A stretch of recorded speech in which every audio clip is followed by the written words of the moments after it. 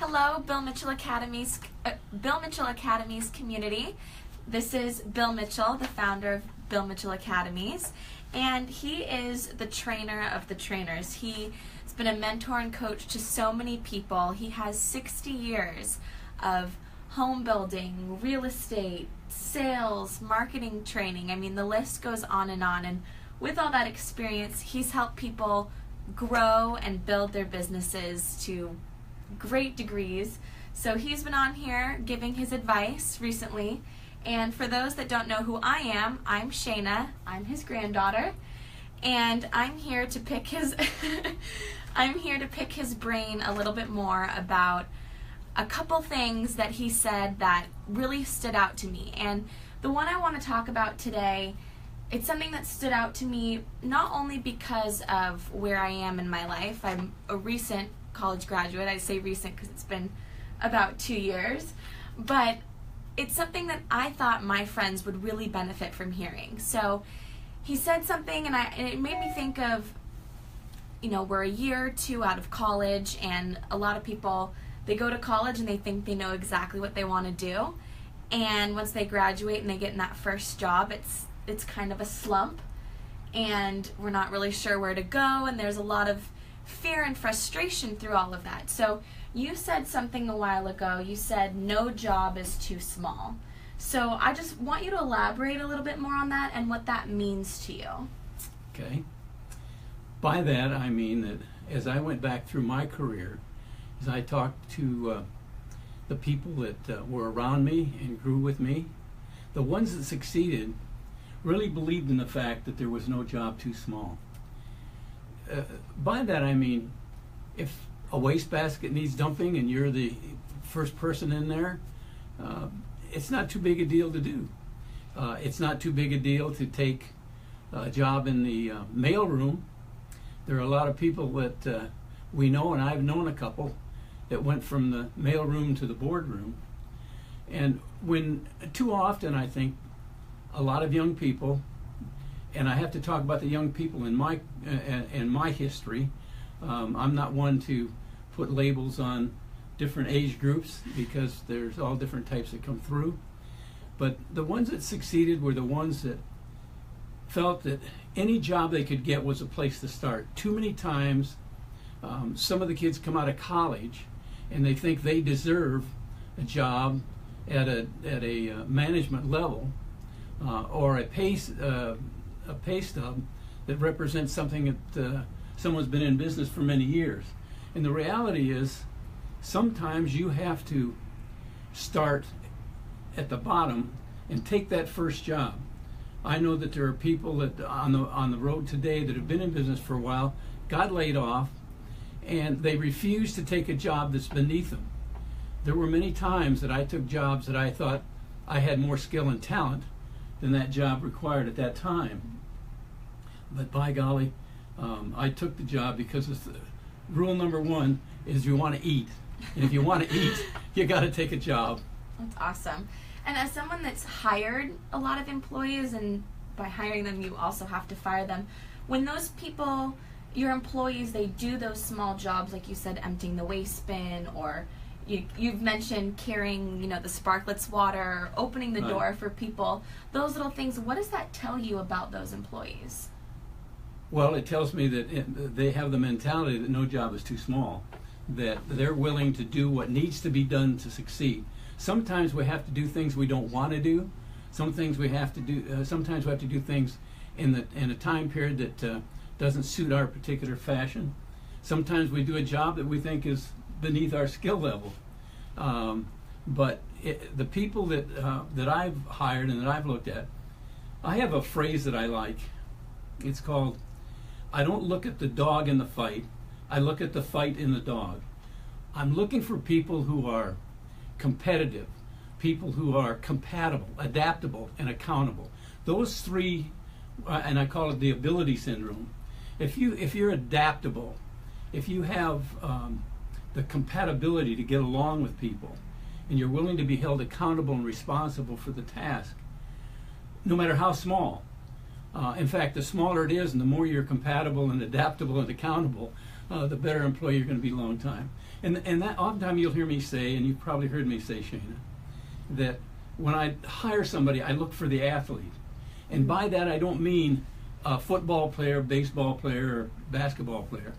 I mean, it goes back to that slogan, I'm looking for the fight in the dog.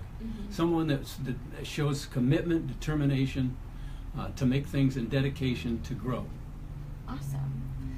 Definitely that resonates with me, because while I was lucky enough I didn't have a job in high school, I always played sports, and I always tried to be there for every player on my team or pick up water bottles. And when you're saying these kinds of things, I'm realizing, oh, this is something that I've done before and I'm used to doing, so I can incorporate that in the job that I have right now. And you've talked a lot about the jobs that you've had growing up, or all these to where you are now. So what jobs do you feel prepared you to have that habit of no job is too small? Actually, I think it's, as I've reflected back, and when you're 81, you start reflecting on your life, and I've been doing that in the last couple of years, and I look back at what happened to my my twin brother and I. We were 9 years old when we started caddying, and when I look around today, and I look at a 9-year-old kid, I just can't see him carrying that golf bag. And sometimes I wonder if I'm fantasizing. Did I really do that? But fortunately, with 9 siblings, I have plenty of them to correct me if I say something is wrong. To attest to that. But one of the things that my brother and I did, because we were so small, we couldn't get to the front of the line. And a caddy's lined up on Saturday morning, and the first caddy there got the first loop, or the first golfer to carry his bag. We were so small, even though we got there earlier, the big guy says, get to the back of the line. So we did. But one of the things that we did, and it had to just be intuitive, but we made sure that we kept up with the golfer. We made sure we kept up with keeping his clubs clean. Make sure we rake the trap. Make sure we stand on the right side of the shade when we're holding the flag stick. I mean, these are the kinds of little things that you do. And I suddenly started to realize I learned a lot in like customer service and human relations. Yeah. I was a bartender at the country club. Boy, do you learn a lot about people when you're a bartender. I can only imagine. I'll tell you, one day a guy comes in, he's the nicest guy in the world, he gets about 3 beers in him, and you don't want him around. And then the people that are the worst get a few beers in them, and they're great, and they're fun to be around. And so I learned a lot about the different jobs that I had. As a grocery clerk, I set pins in a bowling alley. That won't resonate with a lot of you millennials, but that's before all the automation that came along. So every job that it seems that I've had as I've gone through my career has had something to do with people, and I think it's a direct result of the education and the kinds of training and the kinds of jobs I had when I was a young boy. That's awesome. When you're talking about being you and your brother when you were caddies, and you said even though you were small, you got to the front of the line and they told you to get to the back, but you made a mental checklist of the things that you wanted to do for your golfer. You want to stay up with them, rake the sand, but that, and you talk a lot about mindset. So that's what really triggered this thought for me, was you had a really intense mindset. You were motivated to make sure that what you were doing for your golfer, allowed you to come back the next time. So talk a little bit about mindset. Well, I will. Going back to the golf thing just for a moment, the Yeah. thing that I think about, today we say the important thing is if you can have testimonials or referrals, it's very valuable. I didn't even know what I was doing. At 9 and 10 and 11 years old, I was saying to the golfer, will you be here next Saturday? We'd love to caddy for you. Will you ask for us? We'll wait for you. Wait, we wouldn't have had a loop if they didn't ask for us, but they would ask for us. So we got to the point where every Saturday we knew they were coming, and we would be there, and we would, while we were at the back of the line, they'd still say, I want Whitey. That's what I was called, and I had white hair. And it runs in the family. Yeah. So that's the first time I really, as I think back about it, that was really about testimonials and referrals and getting that mindset in it. When I talk about mindset's a mental process. People use words and they don't really take time to understand the meaning of the words, and it drives me crazy. But mindset is simply a mental process that determines how we interpret and relate to circumstances around us. Mindset comes from the knowledge that we've accumulated through the years. This is a little deeper maybe than you wanted, But the reality is, what we're really talking about when we throw the word mindset around is we're tired of hearing the word attitude. But an attitude comes from the information that your mindset, the mental process, generates from the information you had. So I'm a big one to say to people, if you want a good mindset, get a good education, get good exposure, get good experience, accumulate as much knowledge as you can. The more knowledge you have, the more you have to refer to and evaluate when you have a decision to make. So you don't have to be the brightest light in the lamp, but you need to be able to shed some light. And the best way to shed light is to get a good education.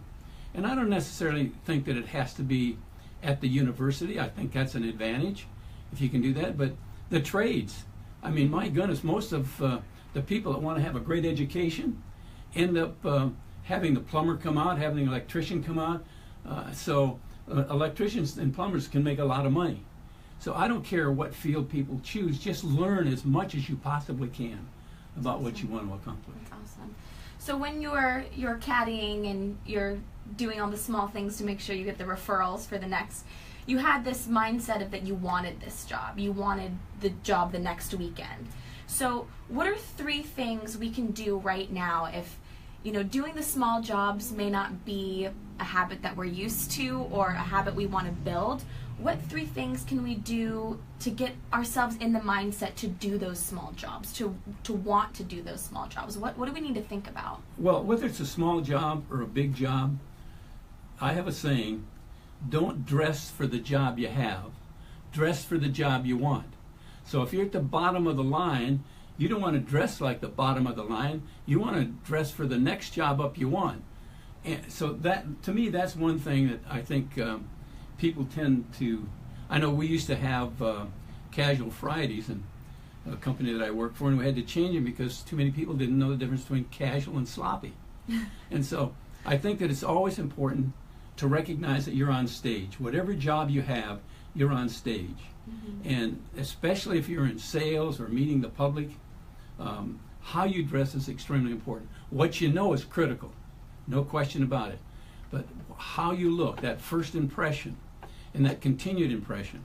I know when I was active in sales, I didn't go to the supermarket the way I hung around the house.